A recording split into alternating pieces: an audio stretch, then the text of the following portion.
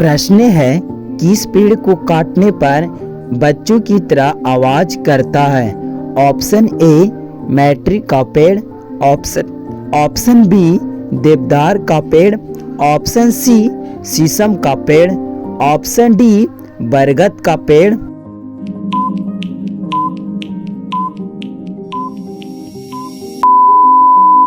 सही जवाब होगा ऑप्शन ए मैट्री का पेड़।